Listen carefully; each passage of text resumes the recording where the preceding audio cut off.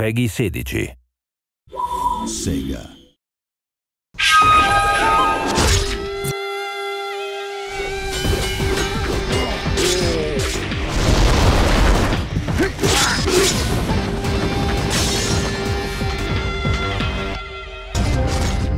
Shinobi is very fundamentally a side-scrolling action game, even from the very original incarnation in the arcade. We wanted to preserve the core combat elements that made the first game so popular. So the strong melee combat system up close, and then the ranged throwing stars, or in our case throwing knives, to balance out sort of that melee combat. I think if you mention Shinobi to anyone on the street, like, have you played this game? Did you own a Genesis? Like, most would say yes. Our main goal was preserving the design and sort of key elements that make the old games great. And that's fundamentally the great and tight combat systems, the interesting locations that you go to, the very cool enemies that you come across, and also that feeling of being just a badass ninja. We want you to be cool, we want you to feel awesome when you're playing this game. So we took those pillars and brought them forth, and we left those intact.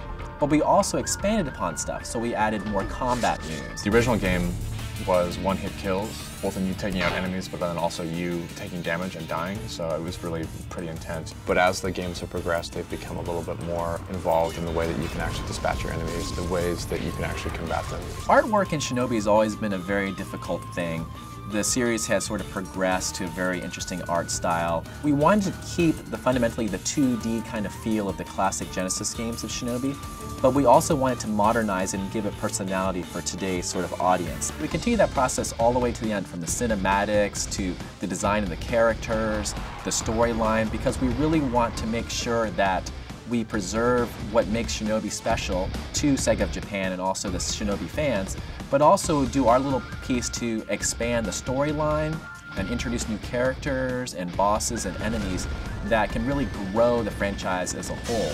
We're expanding the lore of Shinobi, we're expanding the characters, we're expanding the backdrop. You have a game that started on the arcades that is very like a quarter muncher. Once they hit you, you're dead. There's a lot of interesting aspects of the 3DS that compelled us. There was the 3D aspect of the system, and we felt that that could add a nice sense of depth to the worlds that we're building for Shinobi. And then you have the touch controls, you have the gyroscope, and being able to add those new gameplay mechanics into the classic sort of action in Shinobi was another compelling feature. This game is Shinobi. I mean, we had a really passionate development team. We had the support of Sega of Japan the whole way through and the whole IP holders. So it is a Shinobi title. It may have been developed by a Western studio, but we took what was great about the old Shinobi titles and we made them better.